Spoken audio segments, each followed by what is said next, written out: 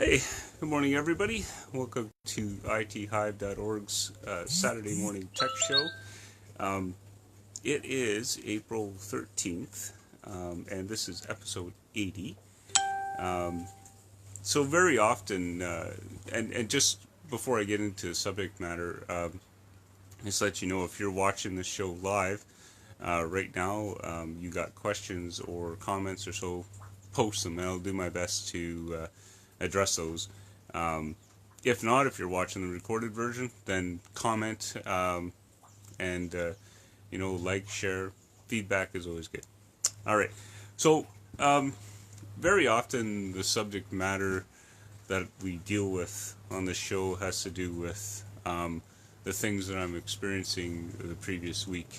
So it's been a bit of a challenging week this week, and and I've talked about this before, and these guys really annoy me. So there's a scam, and some of you might have experienced this firsthand. Some of you might know somebody that had gotten caught with this. But typically how this occurs is that you're on the internet, in your browser, you click on a link that looks good, but it's not. And then all of a sudden you get all these weird messages up on your screen saying,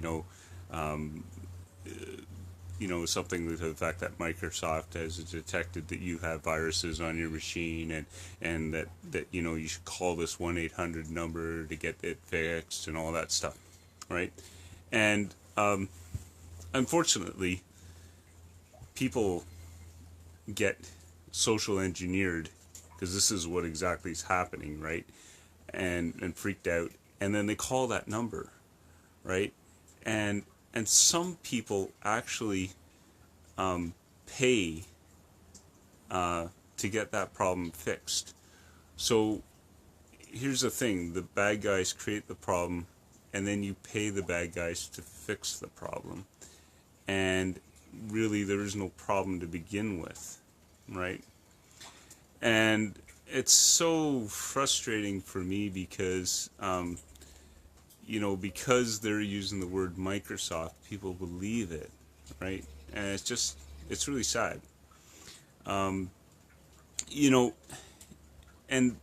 if you, another story, not related to ITHive.org, of course, but, we had here in Ottawa some city staff member who forked over $100,000 to a scammer in a wire transfer because she thought she was sending it legitimately, right? These kinds of social engineering attacks are gonna become more and more part of our day, right? And we need to be more educated. We need to understand your technology, right? And what is real and what is not real. And it's difficult sometimes, right? I know that I've seen some things as well come across my desk, and they look very, very legit. But I've taught myself to check and test it and verify and not react. And I think that's one of the benefits that my clients have. Several of my clients, they, with the Microsoft scam, for example, I've had a couple of times where a client's done the right thing and smart thing and called me right away. And because we do remote support legitimately, right, I simply restart their machine and the problem goes away. Because what's happening here with the Microsoft scam, not from Microsoft, but the scammers, the bad guys, the hackers are doing this. They're simply taking advantage of very legitimate and known things that you can do programmatically in the browser that are accepted, and unfortunately they're doing it in a way that the computer or any antivirus software or the browser can't detect that this is malicious, because technically it's not malicious, right? I'm hoping that better solutions come to play, like Google, Microsoft, you know, Firefox, you know, they all get a little bit better in protecting this, right? And if somebody knows of things that stop these kinds of things, let me know. You know, post in the comments below. I haven't found any preventative solutions to date yet. Okay, but yeah, it's a problem, and that's why nothing triggers, right? But for my customers, the ones that you know are there with their level of education, they call me, and so I simply restart the machine, and the problem goes away. You know, not an issue. Okay, and of course, I check the security of the machine, make sure nothing was introduced, all that stuff. Right, that's what we do.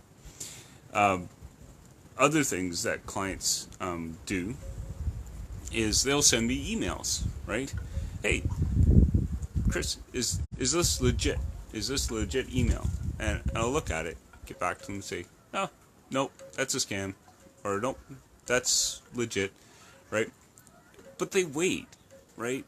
You know, unfortunately in today's world, we have this feeling or this notion that everything needs to be reacted upon, right? It's kind of the world we live in, I guess. But, you know, that's not necessary, right? A lot of times. Just wait, right? And if you have an issue, you know, where that scams come up, right, then yeah, you need some help, okay? So anyway, that was my deal with that. I hate to see people become victim of this, and you know, I have senior parents, and you know, it's amazing how many times my parents get stuff like this, you know, on the phone or not so much on the computer because you know my dad knows to talk to me, of course. But you know, there's so many people out there to take advantage of senior citizens. I shake my head, and it's just so sad, right? You know, and this week I actually talked to one of the hackers, and you know, I don't waste any time anymore with them, right? I just simply ask them, I say, you know, do you enjoy making your living ripping off senior citizens, right? You know, and of course they hang up, right? But, like, really, you know, what kind of lowlife needs to do that, right? You know, to trick people into forking over money, you know, especially people that are, you know, vulnerable in society, right? It's just really, really sad, really sad. So I'm happy to be, at least my small part, the solution there in protecting, right? Those clients that know and say, hey, you know what? I should call Chris about this. Or I should get a hold of ITHive.org about this. You know, that's what they do. They protect me. Let's ask and find out, right?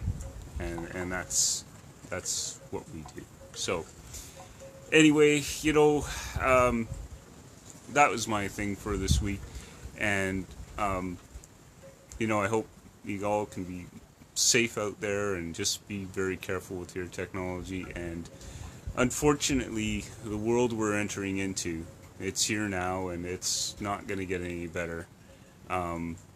There's always going to be scammers on the internet, always, and you need to protect yourself. And of course, a little bias here. I think the best way to do that is to get involved with ITHive.org and let us partner up with you and help with that protection. Okay? So, anyway, that's it for this wonderful Saturday. Beautiful. You notice I'm not wearing a jacket for a long time. That's because it's gorgeous out. Yay, summertime's coming. Still see snow in the background, but that's going to disappear too. All right. We'll talk to you all later, and have a good one, a good week. And I hope everyone's safe and happy, and be careful with your technology. All right. Talk to you later.